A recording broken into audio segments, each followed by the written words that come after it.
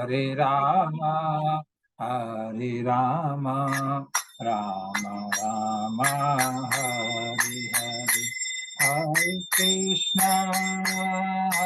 कृष्णा कृष्ण कृष्ण हरे हरे हरे राम राम राम हरे हरे हरे कृष्णा कृष्ण कृष्ण हरे हरे हरे राम राम राम हरे हरे हरे कृष्णा कृष्ण कृष्ण हरे हरे हरे राम राम राम हरे हरे हरे कृष्णा कृष्ण कृष्ण हरे हरे हरे राम राम राम हरे हरे हरे कृष्णा कृष्ण कृष्ण हरे हरे हरे राम राम राम हरे हरे हरे कृष्णा कृष्ण कृष्ण हरे हरे हरे राम राम राम हरे हरे हरे कृष्णा कृष्ण कृष्ण हरे हरे हरे राम राम राम हरे हरे हरे कृष्णा कृष्ण कृष्ण हरे हरे हरे राम राम राम हरे हरे। जगत गुरु श्रील प्रभुपाद की जय। राधा कुंज बिहारी की जय। तो आप सभी लोग का हार्दिक स्वागत है आज के साप्ताहिक प्रोग्राम में। और हमारे अमरलखी प्रिय दास प्रभु जी के सहकर्मी और उनके जो साथ काम कर रहे हैं वो लोग भी ज्वाइन कर रहे हैं, तो सभी लोग का स्वागत है। और हमारे जितेंद्र प्रभु हरे कृष्णा और हमारे जितेंद्र रावत प्रभु ज्वाइन कर रहे हैं। तो बहुत शीघ्र ही हम लोग प्रार्थना करेंगे कि जितेंद्र रावत प्रभु भी दीक्षित हो जाए और परंपरा से पूर्ण रूप से जुड़ जाए। वैसे प्रभु अभी अभी जुड़े हुए हैं, बहुत शुद्ध भक्त हैं, तो उनसे और भी विनय है, प्रार्थना करेंगे इसलिए प्रभुपाद से कि उनका जल्दी दीक्षा हो जाए और वो इस प्रोग्राम से पूर्ण रूप से जो है एक जुड़ जाए, परंपरा से पूर्ण रूप से और अच्छे से जुड़ जाए। तो और स्वागत करते हैं हमारे श्रेष्ठ गोलकेश दास प्रभु जी का, जो कि हमारे सबसे वरिष्ठ भक्त हैं इस प्रोग्राम में। तो प्रभु जी कैसे हैं आप? स्वास्थ्य अच्छा है? बहुत बढ़िया, आप ज्वाइन करते हैं बहुत, और बहुत सबसे ज्यादा सिंसियर भक्त हैं हम में और बहुत ज्यादा डिटरमाइंड हैं। और भगवान करे कि वो जो है ऐसे हमको इनकरेज करते रहे भक्ति में। प्रभु जी प्रभु को जी, दर्शन दीजिए। हाँ प्रभु जी आप दर्शन दीजिए प्रभु। श्रेष्ठ गोलकेश दास प्रभु की जय। और हमारे साथ विनीता माता जी हैं, शालीमार सिटी में रहती हैं। माता जी नियमित रूप से प्रोग्राम को सुनती हैं। हरे तो कृष्णा प्रभु जी। हरे कृष्णा हरे कृष्णा। और हमारे साथ राकेश शर्मा प्रभु जी जुड़े हैं, हर्ष बिहार से जुड़ रहे हैं। तो सभी लोग का हार्दिक स्वागत है प्रोग्राम में। तो आज का हरे प्रोग्राम हरे कृष्णा हरे कृष्णा। तो आप सभी लोग के लिए आज का प्रोग्राम हम लोग का प्रारंभ है।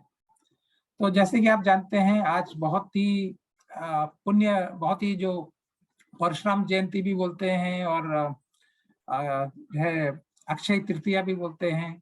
तो अक्षय भगवान का, आप जानते हैं भगवान क्या है कि उनका, भगवान का कभी अक्षय यानी कोई चीज का क्षय नहीं होता है, व्यय नहीं होता है, क्षय नहीं होता है। तो आज का दिन का भी विशेष महत्व है कि हम आज के दिन जो भी करते हैं, जो भी गीता पाठ करते हैं, या जो भी हम भगवान के नाम का जप करते हैं, या हम जो भी कीर्तन करते हैं, श्रील प्रभुपाद की सेवा में बुक्स डिस्ट्रीब्यूशन करते हैं, जो भी दान करते हैं, सब चीज का विशेष महत्व होता है। वो क्या होता है, वो अक्षय चला जाता है, यानी आपके अकाउंट के लिए हमेशा के लिए। हालांकि भक्ति तो अपने आप में अक्षय है, भक्ति तो भगवान का नाम तो कभी भी लेते हैं, कैसी भी स्टेज में लेते हैं, वो अक्षय है, लेकिन आज का दिन का विशेष महत्व है। तो इसलिए सभी लोग भी अगर जो है भगवान का नाम का जप करते हैं, तो ये बहुत ही क्या होता है कि बहुत ज्यादा भगवान प्रसन्न होते हैं, और हम लोग का अकाउंट में ये बढ़ता जाता है। एक मिनट मुझे माफ कीजिए।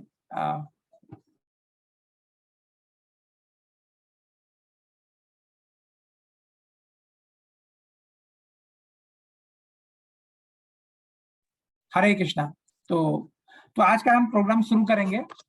आज का भक्ति वृक्ष में पहले तो हम लोग प्रचार ही सार है, नामामृत, ये हमारे टॉपिक हमेशा रहते हैं। पहला टॉपिक रहता है नाम अमृत का पवित्र नाम, है ना, नाम अमृत का पवित्र नाम। और दूसरा रहता है प्रचार ही सार है, और तीसरा रहता है आध्यात्मिक उन्नति। तो अब हम आज की बात करते हैं। तो सबसे पहले है कि चैतन्य महाप्रचार ही सार है। चैतन्य महाप्रभु जो कि स्वयं कृष्ण भगवान है, तो जब दक्षिण भारत की यात्रा पर थे, तो चैतन्य महाप्रभु जो दक्षिण भारत की यात्रा पर थे, आप लोग सभी जानते हैं, श्रीला भक्ति विनोद ठाकुर अपने अमृत प्रवाह भाष्य में लिखते हैं कि चैतन्य महाप्रभु मांग के महीने में, यानी माघ मास, यानी माघ बोलते जब जनवरी फरवरी के बीच में, जब ठंड ऋतु होती है, तो उस बीच कहाँ पर थे, उस बीच चैतन्य महाप्रभु ने संन्यास ग्रहण किया था। संन्यास ग्रहण करने के बाद फाल्गुन मास को, यानी फरवरी और मार्च के महीने में, वो जगन्नाथपुरी में रहे। और जगन्नाथपुरी में फाल्गुन के मास में डोल यात्रा चलती है। डोल यात्रा उत्सव को उन्होंने देखा और सार्वभौम भट्टाचार्य का उद्धार किया। तो ये चैतन्य महाप्रभु। और बैसाख के महीने में, जैसे हम लोग का चैत का महीना, अभी चैत बैसाख का महीना, अभी बैसाख का महीना चल रहा है, तो बैसाख के महीने में वो दक्षिण भारत की यात्रा पर निकले, यानी मार्च अप्रैल के बीच में वो दक्षिण भारत की यात्रा पर निकले। और उन्होंने पहले यात्रा अकेले ही रखने का प्रस्ताव रखा, तो लेकिन नित्यानंद प्रभु ने उन्हें ऐसा करने से मना किया कि आप अकेले मत जाओ, और साथ में अपने एक सहायक रख लो, जिनका नाम है कृष्णदास। कृष्णदास ब्राह्मण को लेके अपने, और नित्यानंद प्रभु ने उनको चैतन्य महाप्रभु के साथ उनको भेज दिया।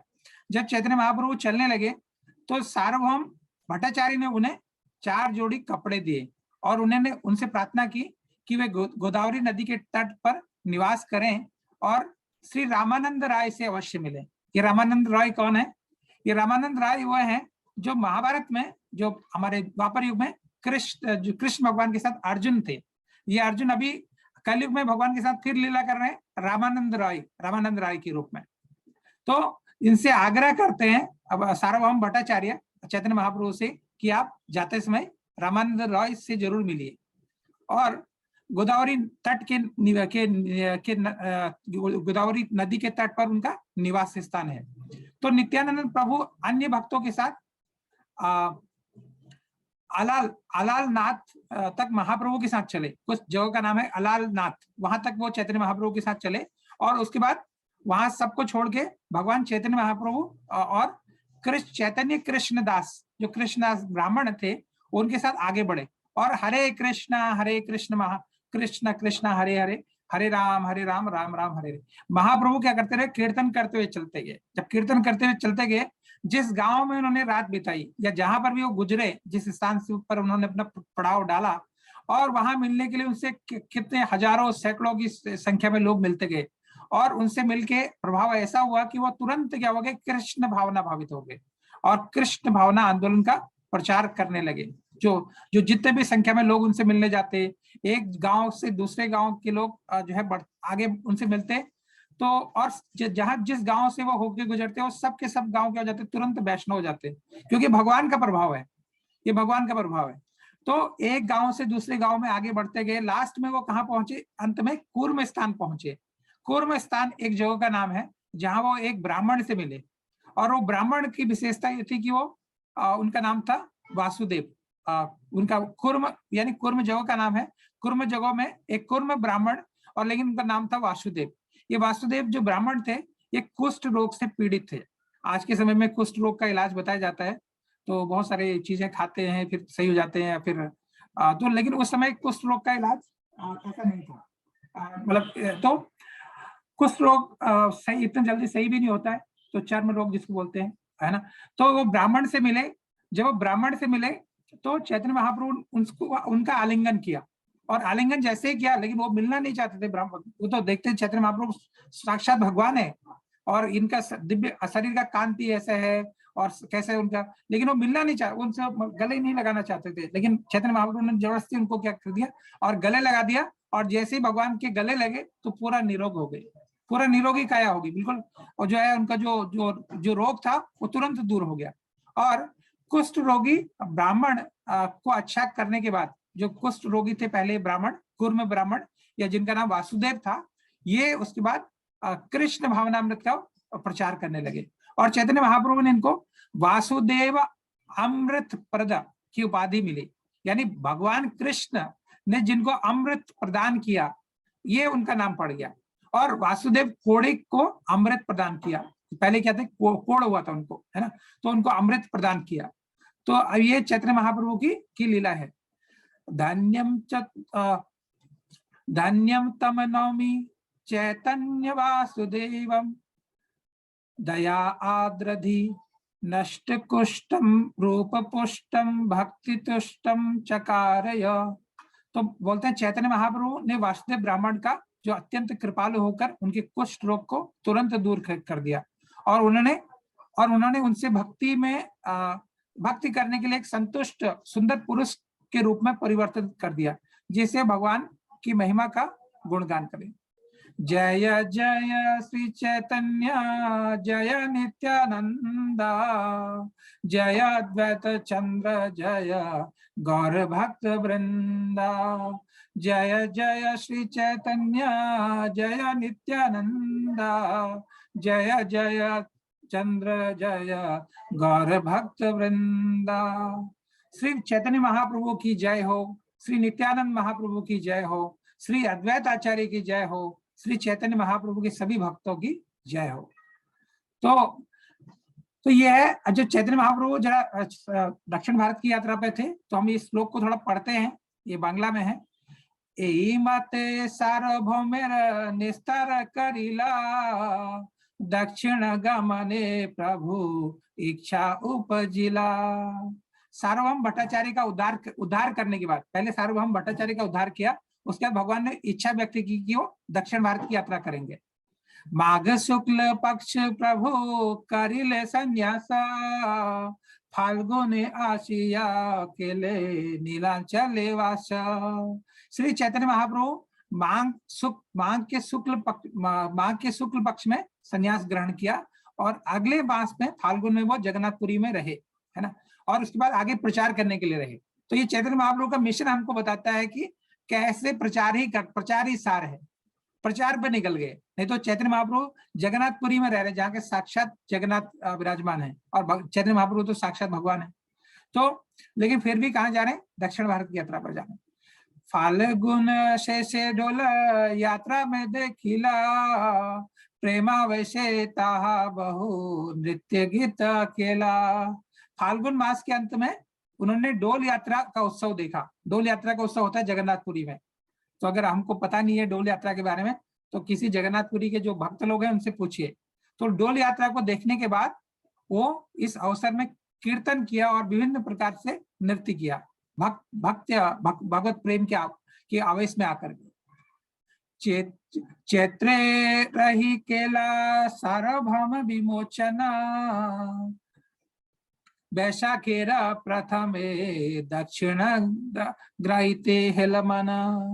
चैत मास में जगन्नाथपुरी में रहते हुए उन्होंने सार्वभौम भट्टाचार्य का उद्धार किया, और वैशाख मास में उन्होंने दक्षिण भारत यात्रा जाने का निश्चय किया। निज गुण आनि कहे विनय करिया, आलिंगी न करी सवाई श्री हस्त धरिया। लोमा सबा जानियामी प्रामाणिक करी, प्राण छाय गया तुमा सब छाड़िए न परी। तो अपने भक्तों को निज गण आनी, अपने निज भक्तों को बुला करके, अपने गणों को बुला करके उन्होंने सबसे विनय प्रार्थना की, हाथ जोड़ के भगवान विनय कर रहे हैं सबको।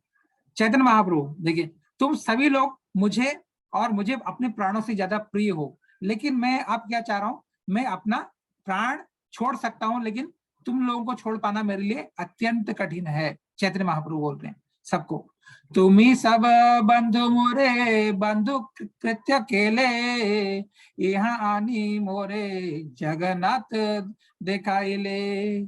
तुम सब मुझे अत्यंत प्रिय हो, तुम लोग मुझे जगन्नाथपुरी लाकर, तुम लोगों ने मुझे जगन्नाथपुरी लाकर तथा मंदिर में भगवान जगन्नाथ का दर्शन करने का अवसर प्रदान करके अपना मित्र कर्तव्य निभाया है। देखिए भगवान कितने भक्त वत्सल हैं।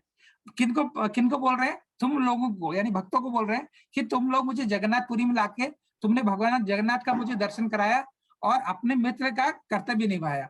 भगवान देखिए ऐसा बोल रहे हैं भक्तों।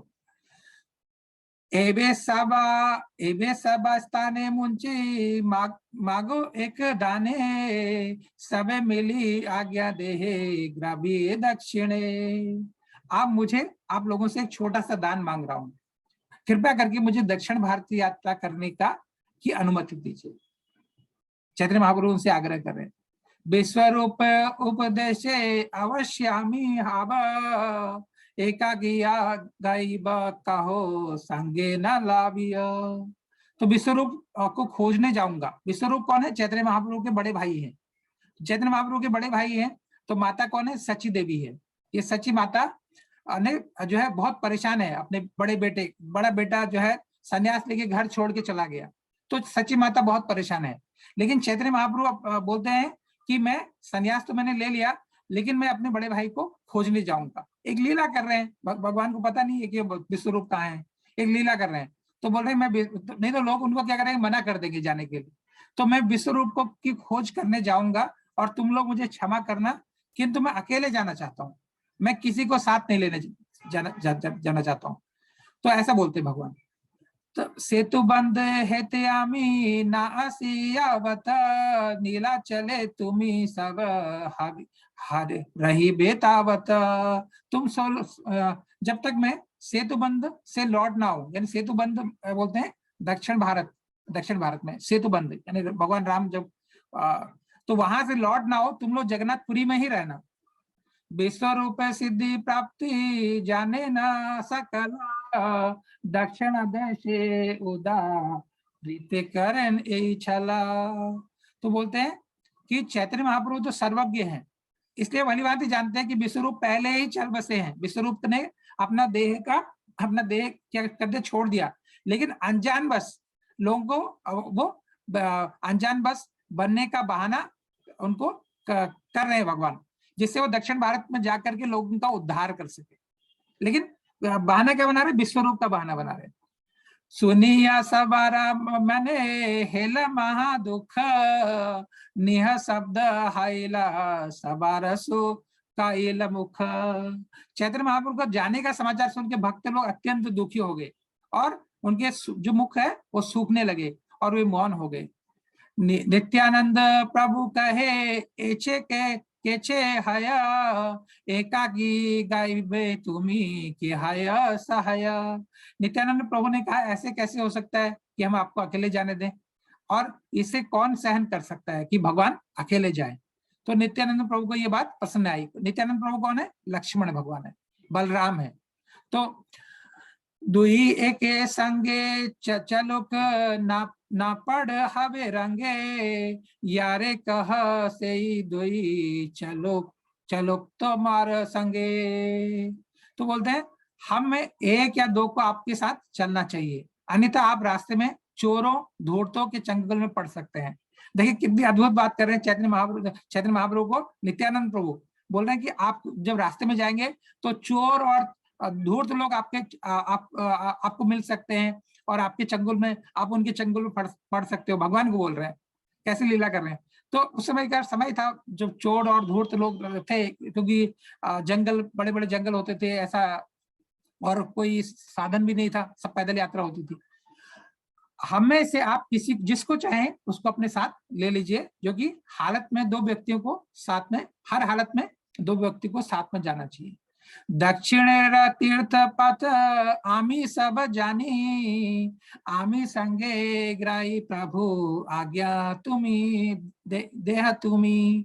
तो बोलते हैं मैं दक्षिण भारत के विभिन्न तीर्थ स्थलों के सारे मार्ग जानता हूँ। कौन बोल रहे? चैतन्य महाप्रभु। बस आप लोग मुझे आज्ञा दे तो मैं आपके, नहीं, ये नित्यानंद प्रभु बोल रहे हैं कि मैं दक्षिण भारत के सभी तीर्थों को जानता हूं, अगर आप मुझे आज्ञा दे तो मैं आपके साथ चलूं। प्रभु कहे आमी न तर्क तुम्ही सूत्रधार, तुम्ही एचे न चाहो तेचे नर्तन मार। महाप्रभु ने उत्तर दिया, मैं तो केवल नर्तक मात्र हूं, तुम डोरी खींचने वाले सूत्रधार हो, तुम जिस तरह नचाओगे मैं वैसे नाचूंगा। भगवान बोल रहे हैं, इसको बोल रहे हैं नित्यानंद प्रभु को। संन्यास करिया आमी चलीला वृंदावन, तुम्ही अमर लंजा आइले अद्वैत भवन। संन्यास ग्रहण करने के बाद मैंने वृंदावन जाने का निश्चय किया, लेकिन तुम मुझे वहां न ले जाकर प्रभु अद्वैत प्रभु के घर ले गई। तो भगवान चाहते थे कि वृंदावन में आ जाएं, लेकिन उनको उन लोगों ने उनको वृंदावन नहीं आने दिया और उनको अद्वैत प्रभु के घर में रखा। ये भी लीला आती है। नीलांचले आसित प्रते भांगीला मोर दंड, तुम्हार सवार गाढ़ स्नेह अमर कार्य भंग। तो बोलते हैं आपके गहरे स्नेह से मेरे सारे कार्य जो है बिगड़ गए। तो जगन्नाथपुरी में आते समय तुमने मेरा संन्यास दंड तोड़ दिया। ये भी एक कहानी आती है। और मैं जानता हूं कि तुम लोग सब मुझ पर अतीव स्नेह है और मेरा, जिससे मेरे कार्य में बाधा पहुंचती है। चैतन्य महाप्रभु उनको बोलते हैं। तो ये बहुत लंबी जो है ये चलते जाती है। लास्ट में क्या होता है, चैतन्य महाप्रभु जब जाते जाते गांव के हो जाते हैं, पूरे बदल जाते हैं, वैष्णव हो जाते हैं।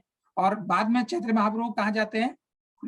कुर्मी ब्राह्मण जो कि से मिलते हैं। कुर्मी ब्राह्मण की खासियत होती है कि उनके पूरे शरीर में कुष्ठ होता है। कोई भी शरीर में ऐसी जगह खाली नहीं जहां पर कुष्ठ रोग नहीं। लेकिन जब चैतन्य महाप्रभु से जैसे ही वो चैतन्य महाप्रभु का आलिंगन करते हैं, उनका कुष्ठ रोग तुरंत दूर हो जाता है, तुरंत दूर हो जाता है। गोदावरी नदी के तट पर वो रहते हैं। तो उनसे मिलने के लिए क्यों आग्रह करते हैं? उनसे मिलने के लिए और रामानंद रॉय से मिलने के लिए आग्रह करते हैं। तो चैतन्य महाप्रभु जब दक्षिण भारत की यात्रा करते हैं तो रामानंद रॉय से भी मिलते हैं। तो ये कहने का मतलब यहाँ पर यह है कि चैतन्य महाप्रभु जब निकले तो प्रचार के लिए निकले, कृष्ण भावनामृत का प्रचार करने के लिए निकले। और चैतन्य महाप्रभु ने वासुदेव जो कुर्मी ब्राह्मण है, उनको ये सलाह दी। जब उनका शरीर बिल्कुल एकदम परफेक्ट हो गया, मतलब कि पूरा जो है उनका जो शरीर में कोड़ था वो सब क्या हो गया, दूर हो गया। तो वो अत्यंत प्रसन्न हो गए। उनका शरीर में कोई व्याधि नहीं है। अब शरीर उनका एकदम हष्ट पुष्ट हो गया और बहुत ही आकर्षक उनका शरीर हो गया। तो भगवान की ये लीला थी। भगवान चाहते कि कोई मेरा भक्त जो है भगवान के नाम का प्रचार करे, साउथ में भी प्रचार करे, दक्षिण भारत में भी प्रचार करे। तो किसी न किसी को भगवान निमित्त बनाते हैं। तो जब भगवान ने निमित्त बनाया और उनका शरीर का दिव्य कांति जो है एकदम, उनका शरीर हष्ट पुष्ट हो गया और शरीर में रोग व्याधि सब दूर चलेगी। तो चैतन्य महाप्रभु ने उनको आप क्या किया, उनको आग्रह किया कि आप कृष्ण के विषय का प्रचार करें। और इसके फलस्वरूप कृष्ण उसे तुरंत ही अपने भक्तों के रूप में स्वीकार करेंगे, क्योंकि उनका शरीर ऐसा हो गया, बिल्कुल बहुत ही अच्छा शरीर हो गया। तो चैतन्य महाप्रभु से उनकी विनती थी कि अब मैं क्या करूं, है ना, आप ही मुझे बताइए कि अब मुझे आगे क्या करना है, क्योंकि आपकी कृपा से मुझे ऐसा नवजीवन मिला है। मेरा शरीर पूरा पूर्ण रूप से स्वस्थ है और मुझे नवजीवन मिला है, पूर्ण रूप से मेरा जीवन में परिवर्तन हो गया। तो अब मुझे क्या आग्रह करते हैं, मुझे क्या करना है? तो चैतन्य महाप्रभु ने बोला कि आपको कृष्ण के विषय का प्रचार करना है और इसके फलस्वरूप तुम्हें तुरंत ही कृष्ण अपने भक्त के रूप में स्वीकार कर लेंगे। तो जैसे ही भक्त भगवान के नाम का प्रचार करता है, कैसे भी प्रचार करता है, तो कृष्ण जो है कृष्ण ही प्रचार कराते हैं। भक्त का किसी का कोई शक्ति नहीं है कि भगवान के नाम के बारे में कुछ भी बोल पाए। ये केवल भगवान की विशेष कृपा होती है कि भगवान ही क्या चाहते हैं, प्रचार करना चाहते हैं भक्त के माध्यम से। तो यहाँ पर चैतन्य महाप्रभु आदेश दे रहे हैं वासुदेव को कि आप भगवान के नाम का प्रचार करो। तो इनडायरेक्टली हम भी गुरु परंपरा से सभी लोग जुड़े हुए हैं, तो हमारे गुरु महाराज का भी यही आदेश है, चैतन्य महाप्रभु का यही भी आदेश है, यारे देखो तारे कहो कृष्ण उपदेश, है ना। हम जिसको भी देखें उसको सबको बोले कृष्ण भगवान का उपदेश दे, तो यही उनका आग्रह है। तो यही जो है बार बार बोलते हैं। तो यद्यपि वासुदेव जो विप्र थे वो एक कोड़ी, है ना, अब पहले क्या था, उनका कुष्ठ था उनको, और अत्यधिक कष्ट हो चुका था उनको, कि उनको बहुत ज्यादा कष्ट था पहले। लेकिन जब वो चैतन्य महाप्रभु से मिले एकदम निरोगी हो गई, निरोगी काया हो गई, और चैतन्य महाप्रभु ने इसके बदले उनसे मांग की कि वो कृष्ण के उपदेशों का प्रचार करें और सारे जीवों का उद्धार करें, जीवों को मुक्त करें, सारे जीवों को। और अंतरराष्ट्रीय कृष्ण भावना अमृत का संघ जो है की भी यही विधि है। इस संघ के सारे सदस्य अत्यंत निंदनीय स्थिति से उबारे हुए हैं। इस संघ से के सारे सदस्य अत्यंत निंदनीय स्थिति से उबारे हुए हैं। लेकिन वर्तमान में वो क्या कर रहे हैं, कृष्ण भावनामृत का संघ का प्रचार कर रहे हैं। देखिए, जो कृष्ण भावनामृत है ऐसा आंदोलन है जो कि सभी लोग अलग अलग बैकग्राउंड से आए हैं। पहले मांसाहार करते थे, ब्याह विचार करते थे, पर स्त्री संघ करते थे, बड़े बड़े। लेकिन आज के समय में क्या है, भगवान का नाम का ऐसा प्रताप है, भगवान का नाम का संघ मिला, भक्तों का संघ मिला, गुरु गौरांग की कृपा मिली। आज क्या करते हैं, केवल भगवान के नाम का प्रचार करते हैं। क्यों करते हैं? लेकिन पहले क्या थे, भगवान बाहरी दृष्टि से दिखा रहे हैं। कुष्ठ रोग देखिए, हालांकि बहुत बड़ी चीज नहीं है, कुष्ठ रोग में भी भक्त जो भगवान का नाम का जप करता है, वो इस शरीर में भले ही उसको व्याधि होगी, लेकिन अगला जन्म उसका क्या होगा, वो भगवान का पार्षद बनेगा।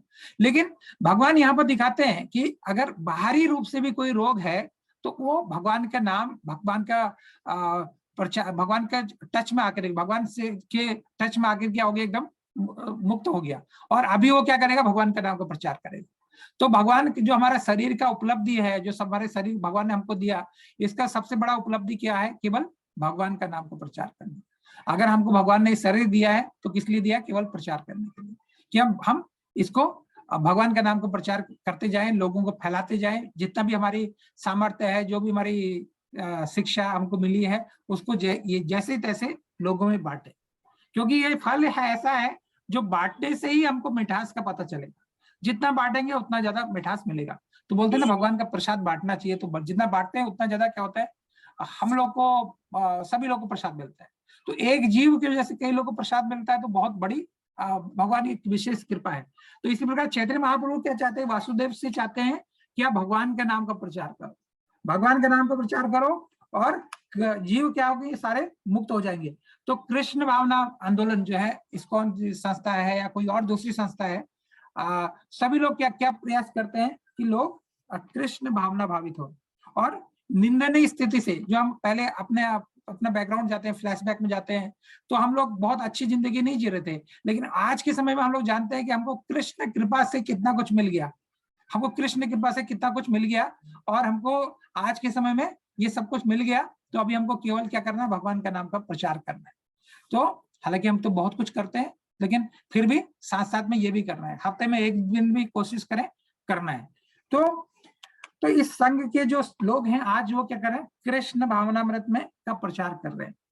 तो ये पहले हम लोग बाहरी दृष्टि से, आंतरिक दृष्टि से चाहे कितने भी गहित कर्म कर चुके हैं, और लेकिन आज हम लोग किस प्रभाव में हैं, आज किस संघ से जुड़ गए, और किस ढंग से हम लोग इस प्रचार में सहयोग कर रहे हैं। तो जैसे भी कर रहे हैं, तो भगवान बोलते हैं ना कि अभी से दुराचारो भजते माम अनन्य भाग, साधुरे सब मंतव्य स महात्मा दुर्लभ। यानी भगवान बोलते हैं कि जो दुराचारी भी है, जो बहुत सुदुराचारी है, दुराचारी से भी बढ़ के है, अगर वो भगवान के नाम का जप करता है, यानी जिसका अनन्यता है उसमें, कि भगवान का नाम को ही सर्वश्रेष्ठ मानता है ना, तो वो क्या है, भक्त है, वो भक्त है, उसको भक्त ही मानना चाहिए। तो इसी प्रकार, इसी धारणा से तो चैतन्य महाप्रभु आज हम लोग को भी यही आग्रह कर रहे हैं कि हम लोग भी क्या करें, भगवान का नाम का ज्यादा से ज्यादा प्रचार करें। तो और कृष्ण भक्त, यदि कोई चाहता है कि कृष्ण उसे भक्त के रूप में पहचाने, तो उसे चाहिए कि चैतन्य महाप्रभु की सलाह का अनुगमन करे। अगर आप चाहते हैं कि भगवान हमको अपने भक्त के रूप में स्वीकार करें। तो चैतन्य महाप्रभु ने जो वासुदेव को जो निर्देश दिया, वही निर्देश भगवान हमको देना चाहते हैं। हमको भगवान निर्देश दे रहे हैं कि इसलिए भगवान हमको अपने भक्ति के रूप में स्वीकार करें। तो भगवान हमको अपने भक्ति के रूप में कब स्वीकार करेंगे? जब भगवान ने वासुदेव को जो निर्देश दिया, उसी निर्देश को अगर हम भी पालन करके हर किसी को भगवान के नाम का प्रचार करें, तो भी भगवान क्या होंगे? संतुष्ट हो जाएंगे। तो पिछले बार बताया भी गया कि भगवान को इससे ज्यादा प्रिय कार्य कोई है ही नहीं, प्रचार से बड़ा कार्य कोई प्रिय है ही नहीं। तो चैतन्य महाप्रभु के सलाह का अनुगमन करना है हमको और प्रचार कार्य में लग जाना है। इससे भगवान इससे अवश्य ही साक्षात श्री कृष्ण अर्थात कृष्ण चैतन्य के चरण अविलंब ही प्राप्त होंगे। अविलंब, कोई विलंब नहीं होगा। चैतन्य महाप्रभु के चरण की प्राप्ति हमको हो जाएगी। हमको इसी जीवन में हमको भगवत प्राप्ति हो जाएगी। ये हमारे शास्त्र चैतन्य महाप्रभु का निर्देश है। केवल हमको अपनी निष्ठा से क्या करना? प्रचार करना है। अगर हम निष्ठा से प्रचार करते हैं तो पूर्ण रूप से भगवान जो है क्या हो जाएंगे? प्रसन्न हो जाएंगे। तो ये तो था प्रचार ही सार है ना। अब है नाम अमृत का पवित्र नाम। तो कलयुग में मुक्ति दिलाने के लिए सबसे सरल मार्ग क्या है कि हम हरे कृष्ण महामंत्र का जप करें। हरे कृष्ण महामंत्र का जप करते हैं तो यही विधि सबसे सरल है और बहुत ही सुगम है, सरल सुगम है ना। तो हरे कृष्ण महामंत्र बहुत ही उपयुक्त है किसी भी परिस्थिति में, कैसे भी। तो भगवान जो भी भगवान के द्वारा बोला जाता है, मंत्र क्या है? मंत्रायते इति मंत्र, यानी जो भगवान ने बोला है वो मंत्र है। भगवान ने वेद बोला, भगवान ने क्या बोला? वेद बोला। भगवान ने जो बोला वेद, अपौरुषेय, तो वो क्या हो गया? वेद हो गया। भगवान ने जो भी वर्ड बोले वो क्या है? अपौरुषेय। वो क्या है? वो श्रुति हो जाती है, वेद हो जाते हैं, है ना। भैया भगवान की वाणी है, इसमें कोई भी चीज क्या है? कोई भी हमारा अपने तरफ से कुछ भी नहीं हो सकता। तो भगवान जो बोलते हैं वो मंत्र हो जाता है और जीव की मुक्ति के लिए सबसे उपयुक्त होता है। और बद्ध जीव भौतिक जगत में जीने के लिए बहुत कठिन परिश्रम कर रहे हैं। मनसष्टानि इंद्रियाणि प्रकृति स्थानी कर्ष्यति। अपनी 6 इंद्रियों, मनसष्टानि जो 6 इंद्रिय, इसमें जिसमें मन भी इंक्लूडेड है, इनके साथ मिलकर के प्रकृति स्थानी कर्ष्यति, इस प्रकृति के साथ घोर क्या कर रहे हैं? कष्ट सहन कर रहे हैं। और इस भौतिक जीवन से मुक्ति पाना व्यक्ति का सर्वोच्च उद्देश्य है। क्योंकि कब तक संघर्ष चलेगा? अरे एक दिन तो जो है संघर्ष तो विराम देना पड़ेगा ना। भगवान जब साक्षात थे तो जरासंध और भीमसेन के बीच में कई दिनों तक द्वंद्व युद्ध होता रहा, तो भगवान को दया आई भीमसेन पे, है ना। तो इसी प्रकार हम भी कब तक ये प्रकृति से संघर्ष करते रहेंगे? कभी न कभी तो हमको मुक्ति चाहिए इस संघर्ष से। तो वो कैसे मुक्ति चाहिए? वो जो भगवान का निर्देश का पालन करेंगे। तो बद्ध जीव ये भौतिक प्रकृति से संघर्ष कर रहा है, इतना संघर्ष कर रहा है कि मनसष्टानि इंद्रियाणि प्रकृति स्थानी कर्षित। और भौतिक जगत से मुक्ति पाना व्यक्ति का सर्वोच्च उद्देश्य है। लेकिन भगवान के द्वारा जब तक मनुष्य भगवान के द्वारा प्राप्त मंत्र नहीं ग्रहण करता तो उसे मुक्ति मिलना असंभव है। मुक्ति के लिए जो भगवान ने मंत्र दिया उसका जाप नहीं करेंगे तो मुक्ति असंभव है। जो गुरु ने मंत्र दिया तो उसको जप नहीं करेंगे तो तब तक नहीं हो पाएगा। तो ये मंत्र शुरू का मंत्र गायत्री मंत्र कहलाता है ना। मुक्ति का मंत्र गायत्री मंत्र भी मुक्ति का मंत्र है। लेकिन ये शुद्धिकरण के बाद जब हमारी वैष्णव दीक्षा होती है, जब हमारा ब्राह्मण दीक्षा होती है, तब गायत्री मंत्र मिलता है। पहले क्या मंत्र मिलता है? नाम मंत्र। आप नाम का जप करो, इतना नाम का जप करो कि पहले पवित्र हो जाओ। पवित्र होने के बाद गायत्री मंत्र, आपको डायरेक्ट गायत्री मंत्र नहीं दिया जाता है, क्योंकि गायत्री मंत्र क्या है? एकदम वैदिक मंत्र है। और गायत्री मंत्र शुद्धिकरण के बाद मिलता है। जब आप ब्राह्मण बनने के योग्य हो जाते हैं तब गायत्री मंत्र दिया जाता है। नहीं तो पहले गायत्री मंत्र दे दिया तो क्या हो जाएगा? मिसयूज करेंगे गायत्री मंत्र। गायत्री मंत्र पढ़ेंगे भी तब भी उसका फलीभूत नहीं हो पाएगा, क्योंकि उतना प्योरिटी हमारे अंदर नहीं है। तो हम लोग अभी तो बहुत सारे अपराध कर रहे हैं, बहुत सारे ब्राह्मण की क्वालिफिकेशन हमारे अंदर है ही नहीं।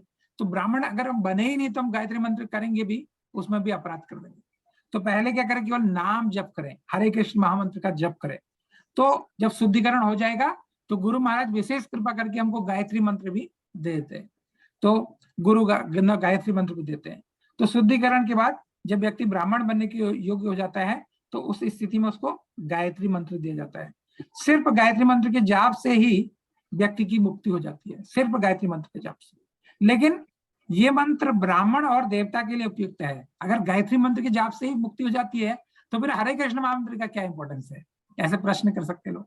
लेकिन हरे कृष्ण महामंत्र आप जिस स्टेज में है, जहां भी है, जैसे भी है, वहां से आपको एलिवेट करेगा, वहां से आपकी भक्ति को बढ़ाएगा, धीरे धीरे करके आपको भक्ति के प्लेटफॉर्म में आपको ब्राह्मण का क्वालिफिकेशन दिलाएगा।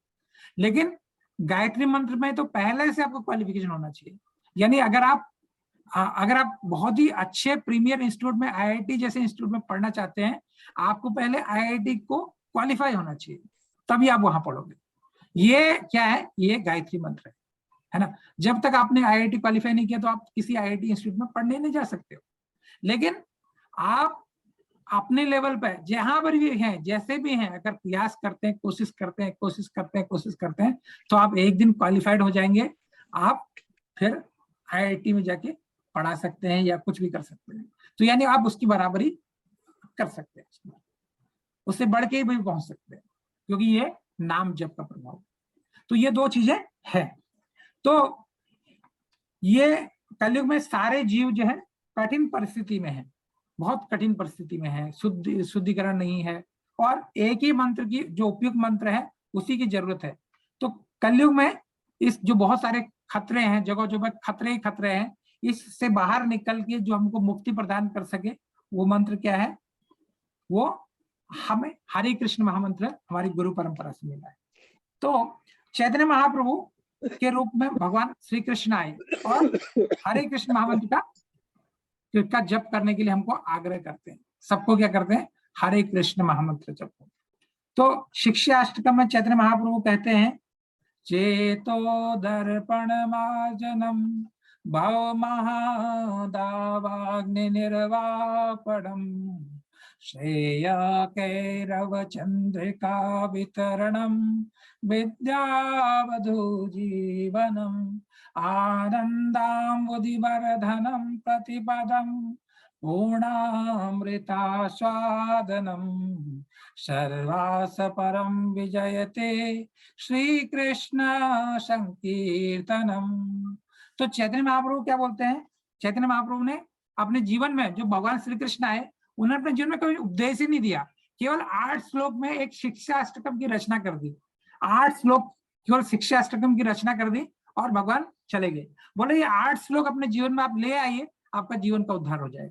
तो उन्होंने जो पहला श्लोक बोला, ये बोला चित्त का मार्जन करने वाला, चेतो दर्पण मार्जनम। तो ये शिक्षाष्टकम में चैतन्य महाप्रभु कहते हैं कि परम विजयते श्री कृष्ण संकीर्तनम, यानी श्री कृष्ण संकीर्तन की परम विजय हो, परम ये जय हो। यह हरे कृष्ण महामंत्र भगवान के द्वारा स्वयं उच्चारित है और ये हमें हमारी मुक्ति के लिए हमको दिया गया है। भगवान जो हमको हमारी मुक्ति के लिए दिया। और चिंगारी बहुत ही सुंदर दिखती है, चिंगारी ना, अग्नि की चिंगारी देखने में सुंदर दिखती है, लेकिन क्या क्या देती है, अग्नि का प्रचंड रूप धारण कर लेती है। जब भी अग्नि की ज्वाला साथ में रहे तो हमें परम ईश्वर के सत्संग में रहना चाहिए। तो क्या कहने का मतलब यहाँ पर है, जब तक अग्नि की ज्वाला के साथ रहें तो हमें परम ईश्वर के सत्संग में रहना चाहिए।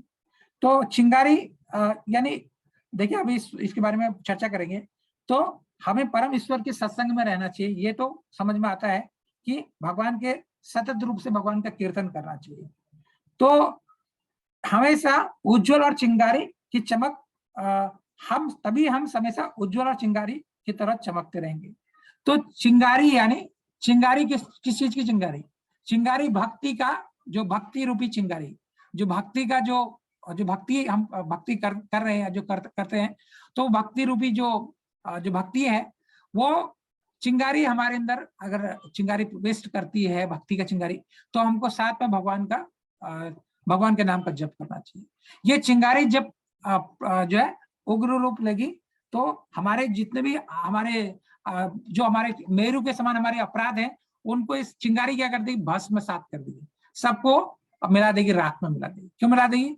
क्योंकि भगवान का नाम का जब शुरू कर देते हैं जीव, तो हमारे जितने भी पाप हैं, हमारे पाप सुमेरु पर्वत के समान भी अगर हैं, दृढ़ है, और इतना पहाड़ के समान हमारे पाप हैं, तो हम क्या करते हैं, पूरे पापों को किसमें मिला देते हैं, भस्म सात करा देते हैं, बिल्कुल जीरो जीरो जीरो हो जाते पाप। तो ये भगवान का नाम का चिंगारी। और तो इसलिए हम भक्त को चाहिए कि हमेशा भगवान के नाम का जप करते रहे। और भगवान हमें, जब तक हम भगवान की सेवा से दूर जाते हैं, जब हम भगवान की सेवा से दूर चले जाते हैं, तो भगवान हमको स्वीकार नहीं करते, भगवान अस्वीकार कर लेते हैं। हालांकि हमने कोई भक्ति पहले की है, कुछ की है, भगवान उसको तो स्वीकार कुछ न तो किया है, लेकिन अगर हम उसको उसमें निष्ठा से नहीं कर रहे हैं, सिंसियर नहीं है, तो हम भगवान की भक्ति से दूर हो जाते हैं, भगवान की भी अपनी सेवा में हमको दूर कर देते हैं, यानी भगवान अस्वीकार कर देते हैं। हमारी चमक या हमारा तेज क्या हो जाता है, बुझ जाता है। हमारा जो तेज है, जो भक्ति में हमको भगवान तेज दे रहे हैं, ओज दे रहे हैं, जिससे हम प्रचार कर सके या कुछ, तो अगर हम भगवान की सेवा ही नहीं करेंगे, वो तेज वेज क्या हो जाएगा, खत्म हो जाएगा। क्योंकि भगवान बोलेगा मैंने सब कुछ इसको दिया, ये प्रचार ही नहीं करता है, तो ये चीज इसका देने का क्या फायदा है ना। तो जो चीज उसको दिया, अगर उसने उसका फायदा ही नहीं उठाया, तो उसको देने का क्या फायदा। तो इसलिए भगवान क्या करते हैं, उसको सेवा से वंचित कर देते हैं। तो जो हम जीवात्मा, जो कि अग्नि की चिंगारियां हैं, है ना, अग्नि कृष्ण के समान है। अग्नि क्या है, भगवान श्री कृष्ण है, और जीवात्मा क्या है, चिंगारी है। अग्नि से जो प्रकट होकर चिंगारियां हैं, है ना, जब अग्नि प्रज्वल अग्नि कहीं पर जल रही है, लेकिन उसकी चिंगारियां, छोटी छोटी चिंगारियां भी उतनी पावरफुल है जितना कि अग्नि। चिंगारी को अगर उचित माहौल मिल जाए, तो चिंगारी भी उग्र रूप ले सकती है, जैसे कि अग्नि, है ना। तो इसी प्रकार दो जीवात्मा जो कि अग्नि की चिंगारियां हैं, और भगवान श्री कृष्ण अग्नि के समान है। हम भौतिक जगत में गिरे हैं, अतः हमें हरे कृष्ण महामंत्र का को जप करने से भगवान को ग्रहण करना चाहिए, भगवान की सेवा ग्रहण करना चाहिए। चैतन्य महाप्रभु ने हमें हरे कृष्ण महामंत्र का जप करने के लिए बताया है। इस महामंत्र के जप से ही हमारे भौतिक जगत से हम क्या कर सकते हैं, मुक्त हो जाएंगे। हरे कृष्णा। तो ये चैतन्य महाप्रभु हमको आग्रह करते हैं नामामृत का पवित्र नाम के माध्यम से। अब हम आज की बात करेंगे आध्यात्मिक उन्नति, प्रकृति के नियम, आध्यात्मिक उन्नति भाग 7। तो इसमें ईश्वर को जानने की विधि, अगर हम लोग बोलते हैं कि हमको भगवान को जानना है ना, भगवान को जानने की विधि क्या है, तो भगवान को जानने की विधि, जैसे बच्चा है, बच्चा अपने पिता को किसके माध्यम से जानता है। बच्चे को कोई बोलेगा कि ये तुम्हारी पिता है, माँ बोलती है जब कि ये तुम्हारे पिता है, तो बच्चा इसको कंठस्थ, बच्चा इसको मान के चलता है कि हाँ मेरी माँ ने बोला है, मेरे पिता ये हैं। तो क्योंकि पिता क्या है, दूर देश से आए, बहुत दिनों बाद आए, बच्चे का जन्म हो गया, बच्चा बड़ा हो गया। अब बच्चा हमारे घर में कोई रह रहे, तो बच्चा पूछता है ये कौन है, तो माँ बोलती है कि तुम्हारे पिता है। तो बच्चा फिर उसको, बच्चे का एक अफेक्शन जो है अपने पिता के लिए प्रेम डेवलप होता है। तो इसी प्रकार हमारे जो श्रुतियां हैं, जो हमारे पुराण हैं, वो हमको बताते हैं कि भगवान श्री कृष्ण ही हमारे परम पिता है। तो अब श्रुतियां कौन है, हमारी माता हुई, जो माता हमारे पिता से मिलाती है, जो पिता से मिलाती है वो कौन है, माता है। तो इसी प्रकार भगवान से मिला रही है कौन, हमारे श्रुतियां, स्मृतियां, तो हमारे पिता है। इसी प्रकार गुरु भी हमको भगवान से मिलाते हैं, तो गुरु भी हमारे क्या है, पिता है, गुरु हमारे आध्यात्मिक पिता है। तो वैदिक परंपरा में गुरुजन अपने कथनों को सदा प्रमाणिक सूत्रों से सुने और कथाओं पर आधारित कहते हैं। वैदिक शिष्य परंपरा में जो गुरुजन है, वो अपने कथनों को जो भी बोलते हैं, वो प्रमाणिक स्रोत, जो बोनाफाइड स्रोतों से उन्होंने सुना, उनके कथनों से सुना, और उसके आधार पर ही वो चीज को बताते हैं। निजी अनुभव पर नहीं कि मैं तो वहां गया था, वहां पर ऐसा है, तो अभी ये सिद्धांत बदल दिया। हालांकि भगवान ने ये बोला, पता नहीं किस परिस्थिति में बोला, लेकिन अभी के हिसाब से ये नहीं हो सकता। अगर ऐसे बोले तो फिर वो गुरु नहीं है। तो गुरु क्या करते हैं, वैदिक नियमों को आत्मसात करके प्रमाणिक सूत्रों से जो उन्होंने सुना, उसी पर आधारित चीज को बताते हैं, और प्रत्यक्ष अनुभव के द्वारा चीजों को समझने का प्रयास करना। अगर हम अपने प्रत्यक्ष अनुभव से चीजों को समझने का प्रयास करें, और ज्ञान प्राप्त करने की भौतिक विधि जो कि प्रत्यक्ष विधि है, जिसको साइंटिफिक विधि बोलते हैं, प्रत्यक्ष विधि, जब तक चीज को देखेंगे नहीं, तब तक चीज को नहीं मानेंगे। लेकिन ये वैदिक विधि के लिए चीज नियम लागू नहीं होता। वैदिक चीज में जो हम प्रत्यक्ष रूप से देखते हैं वो भी 100% सही नहीं होगी, ऐसा जरूरी नहीं है। सही होगी ऐसा जरूरी नहीं है, क्योंकि वैदिक ज्ञान जो है बहुत भिन्न है। ये श्रुति कहलाती है, श्रुति है ना। श्रुति मतलब कि प्रमाणिक स्रोतों से श्रवण करना। श्रुति, श्रुति हमारी क्या है, माता है के समान है। वैदिक ज्ञान का यही रहस्य है कि हम अपूर्ण इंद्रियों के द्वारा वस्तुओं को समझने का प्रयास हमको नहीं करना चाहिए। हमारी इंद्रियां क्या है, अपूर्ण है। हम प्रत्यक्ष रूप से किसी चीज को देखेंगे भी तब भी हम उसको नहीं समझ सकते। क्यों नहीं समझ सकते? क्योंकि हमारी इंद्रियां क्या है, अपूर्ण है। अब देखिए हमारी इंद्रियां अपूर्ण क्यों है, किस प्रकार हमारी इंद्रियां अपूर्ण है। तो हमारी इंद्रियां अपूर्ण मानी जाती है कि हम क्या करते हैं, बहुत सारी गलतियां करते हैं। देखिए हमारे देश में महात्मा गांधी जैसे महापुरुष हुए है ना, जिनको महान पुरुष माना जाता है, लेकिन उनसे भी गलती होगी। जब उनको बताया गया कि आपके जीवन जो है अंतिम अवस्था में आपको बहुत बड़ा कष्ट हो सकता है, आपको सावधान रहना चाहिए, आपको इस सभा को संबोधित करने के लिए नहीं जाना चाहिए, तो महात्मा गांधी इस चीज को नकार करके दिल्ली की सभा में चले जाते हैं। और जबकि उनको लोग बोलते भी, आग्रह भी करते हैं। हमने कुछ मित्रों से सुना कि आपको वहां जाने से आज खतरा है, लेकिन महात्मा गांधी ने उनकी बात नहीं सुनी और अपने जाने का हट किया और मारे गए। और इसी प्रकार अमेरिकन राष्ट्रपति जो कैनेडी, जो उसमें के बहुत बड़े जो राष्ट्रपति हुए कैनेडी है ना, अब्राहम लिंकन सिर्फ के बाद में या तीसरे या चौथे नंबर पर, ये लोग भी बड़ी बड़ी गलतियां करते हैं है ना, बड़े बड़े साइंटिस्ट भी गलती करते हैं। तो त्रुटि करना हमारा स्वभाव है। क्यों स्वभाव है? क्योंकि हम विशेष रूप से बद्ध जो आत्मा है, ये बद्ध आत्मा का एक दोष है कि क्या दोष है कि हम त्रुटि करते हैं, हम गलतियां करते हैं। और दूसरा दोष क्या है, हम भ्रमित हो जाते हैं। हम गलतियां करते हैं, दूसरा क्या है, हम भ्रमित हो जाते हैं। हम चीज को भ्रम करना यानी माया में भ्रमित हो जाते हैं। जो चीज है नहीं उस चीज को मान बैठते हैं, तो हमेशा इस भ्रम में आ जाते हैं। और तीसरा क्या दोष है, हम धोखा देने की प्रवृत्ति, हर किसी जीव में ये धोखा देने की प्रवृत्ति है। बड़े बड़े साइंटिस्ट बड़ी बड़ी थ्योरी लिखते हैं, बड़े बड़े चीजें लिखते हैं, लेकिन किस लिए? अपने थ्योरी को सुपीरियर दिखाने के लिए। धोखा देने की टेंडेंसी ये हर जीव के अंदर होती है किसी मानसिक रूप से। हालांकि भक्त जो है एक्सेप्शनल है, भक्तों के अंदर ये धोखा देने की प्रवृत्ति नहीं, धीरे धीरे होगी भी तो धीरे धीरे कम हो जाती है, लेकिन जो आमतौर पर जीवों में धोखा देने की प्रवृत्ति पाई जाती है। तीसरा दोष क्या? हाँ, ये तीसरा दोष है। और अंतिम बात क्या है कि हमारी जो इंद्रियां हैं ये अपूर्ण है। हम आंखों पर बड़ा गर्व करते हैं कि हम चीजों को देख पाएंगे, क्या अंधेरे में हम चीजों को देख पाते हैं? नहीं देख पाते। तो ये हम, हमारे पास दुनिया भर की चीजें हैं, हम लोग चीजों को नहीं देख पाते।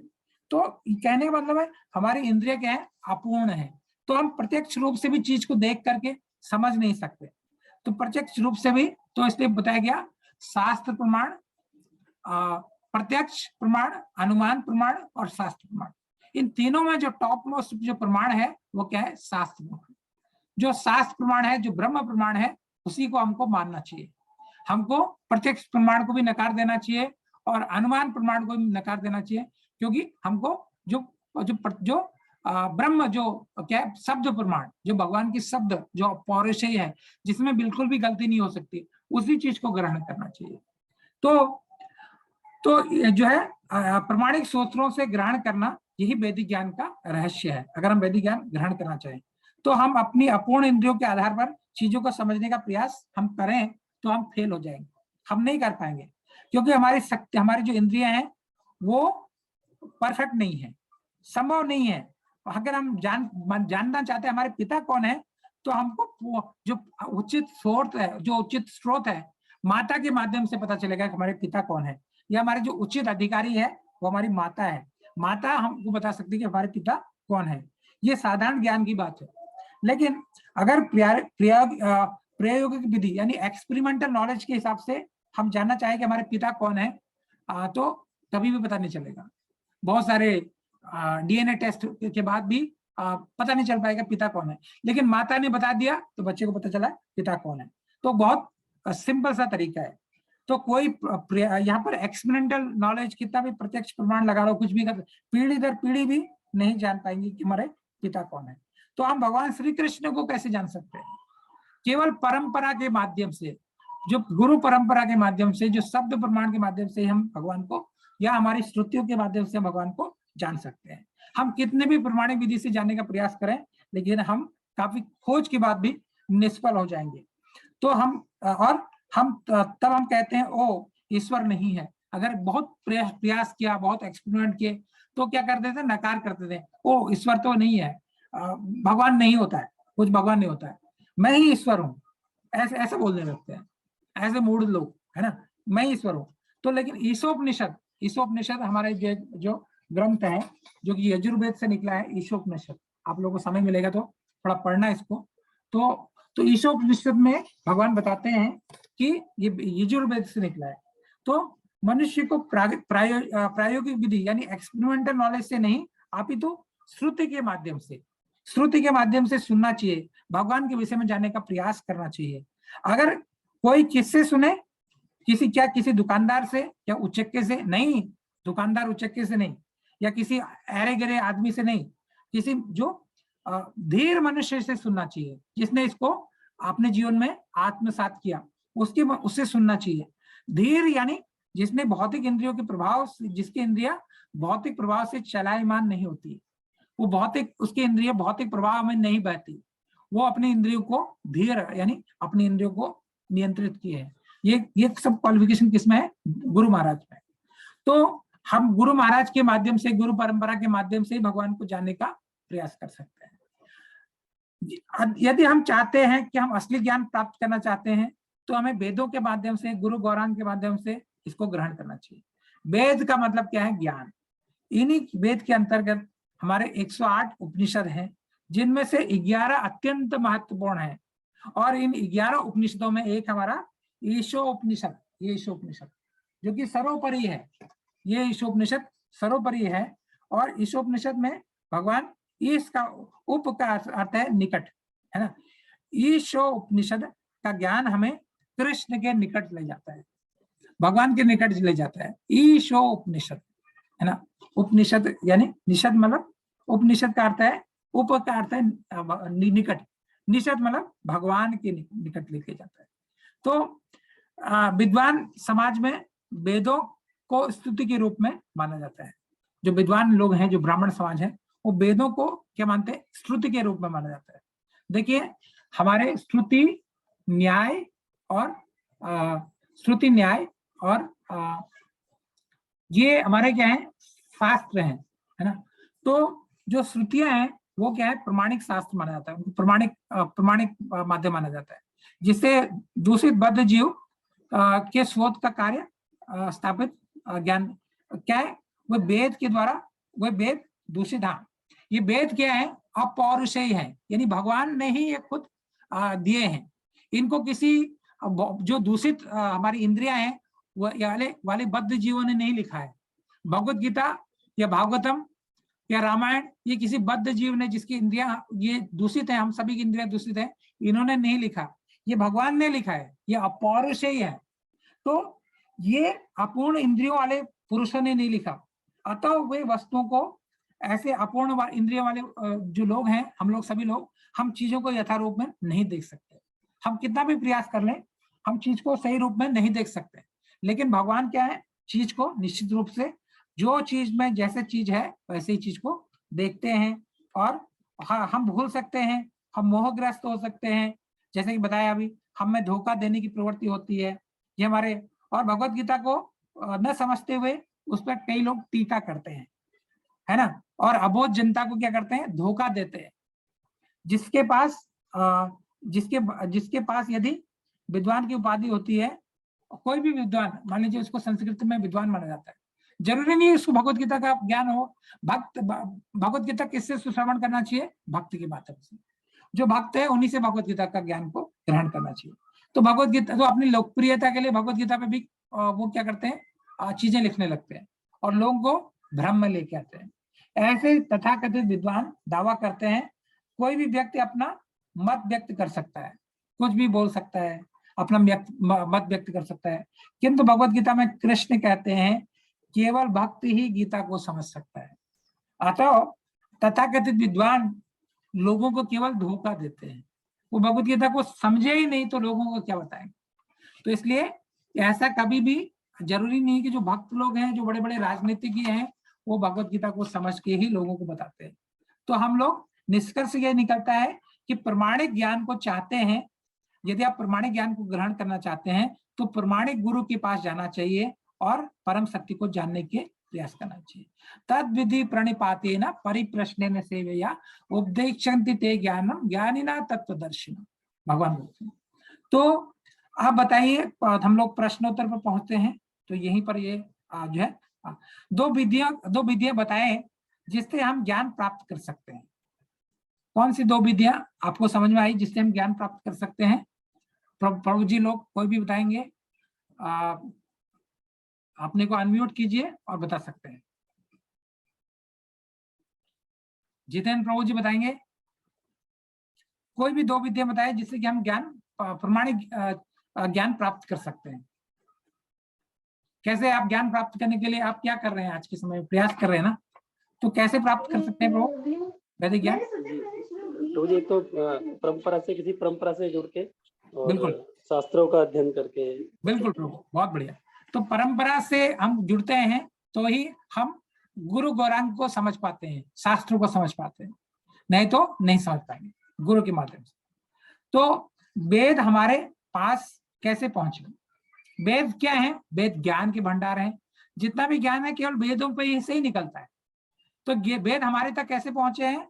वेद हमारे तक गुरु कृपा से पहुंचे हैं, गुरु गौरांग के माध्यम से पहुंचे, एक परंपरा से वेद हमारे तक पहुंचे।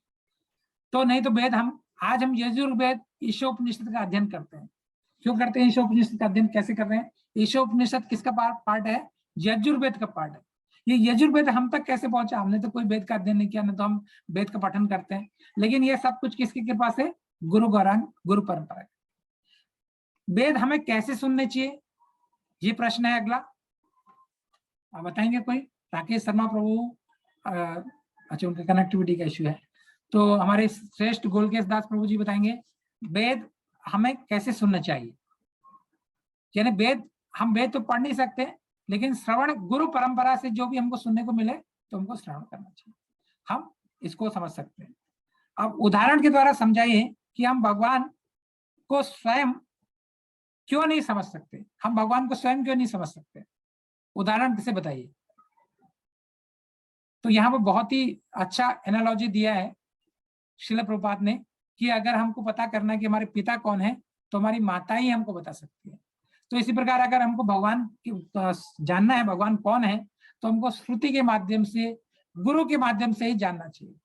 हम अपने माध्यम से, अपने एंडेवर से कभी भगवान को नहीं समझ सकते। कितना भी प्रयास कर लो, कुछ भी कर लो, लास्ट में क्या हो जाएंगे? फ्रस्ट्रेट हो जाएंगे।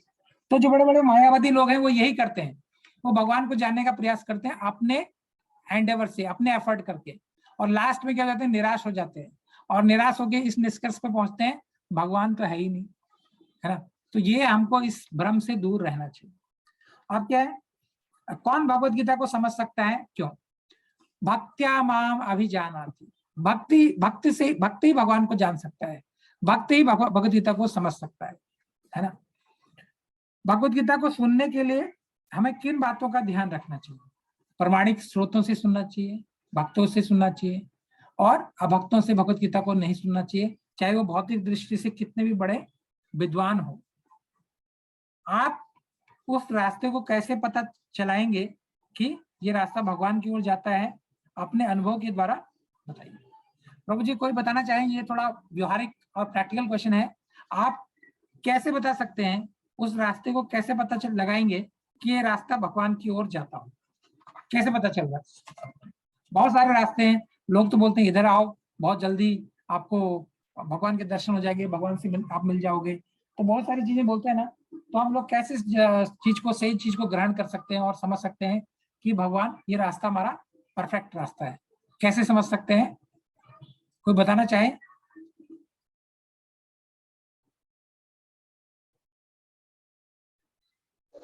हरे कृष्ण। यस, जो भी रास्ता में कृष्ण भक्ति की तरफ प्रेरित करता है उस तरफ। बहुत बढ़िया। जो हमको कृष्ण भक्ति की तरफ प्रेरित करता है वो रास्ता परफेक्ट। तो आज के हम लोग यहीं पर विराम देंगे और 2 मिनट का हम लोग हरिनाम कीर्तन करते हैं। और फिर आज की क्लास को यहीं पर विराम देंगे।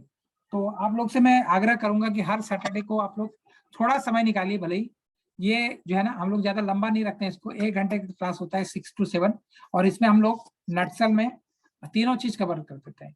तो आपको भक्ति शास्त्री इसमें भक्ति जो है भक्ति वृक्ष वो आसानी से हो जाएगा। तो हम लोग जाते जाते थोड़ा कीर्तन करते हैं। हरे कृष्णा कृष्णा कृष्णा हरे हरे, हरे राम राम राम हरे हरे, हरे कृष्णा कृष्णा कृष्णा हरे हरे, हरे राम राम राम हरे हरे। आप लोग भी गाए ना, हरे कृष्णा कृष्णा कृष्णा हरे हरे, हरे राम राम राम हरे हरे, हरे कृष्णा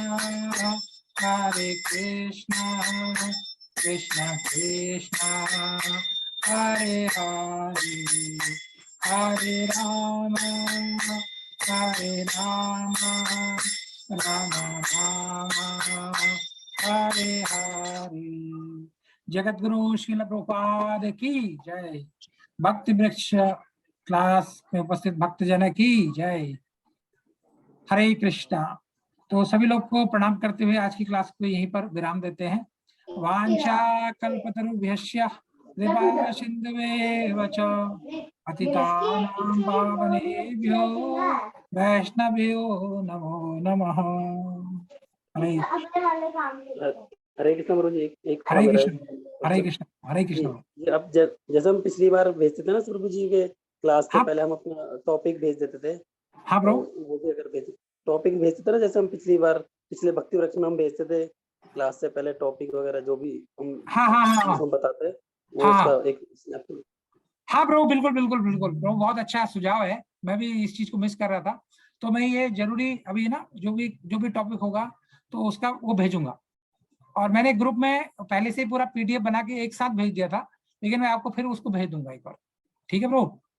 ठीक है ब्रो जी। ठीक है ब्रो, हरे ही बोल। आपको ब्रो, आपको जितेंद्र ब्रो, आपको भी स्पेशली अभी भक्ति वृक्ष को थोड़ा बहुत सीरियसली लेना पड़ेगा, और चीजों को कुछ चीजों को याद भी करना पड़ेगा, क्योंकि आप जब आगे भक्ति शास्त्री करोगे ना तो आपको काफी चीजें इनसे मदद मिलेगी। जैसे प्रमाण कितने टाइप के होते हैं, और प्रत्यक्ष प्रमाण, अनुमान प्रमाण, और शब्द प्रमाण, और भौतिक जीव है, जीव की क्या क्या होती है, उसमें क्या कमियां होती हैं, जो 4 कमियां बताई है ना। तो ऐसे बहुत सारी चीजें हैं जो धीरे धीरे आपको पता चलेंगी। तो हम ये भक्ति वृक्ष में चीजों को कवर करते हैं ज्यादातर, जो कि फिलोसॉफिकली, जो कि भगवान की फिलोसफी जो भगवान कृष्ण देना चाहते हैं वो इसमें कवर है। तो इसको मिस मत कीजिए, सभी लोग को इसमें फायदा है। तो मुझे खुद ही इसमें फायदा है, क्योंकि मैं भी नई नई चीजें जो है ग्रहण करता हूँ। तो इसको थोड़ा हम लोग सीरियसली लेंगे प्रभु, तो ये बहुत अच्छा रहेगा। तो मैं आपको कोर्स कंटेंट भेज दूंगा। ठीक है ब्रो। हरे कृष्णा हरे कृष्णा कृष्णा कृष्णा कृष्णा हरे हरे, हरे राम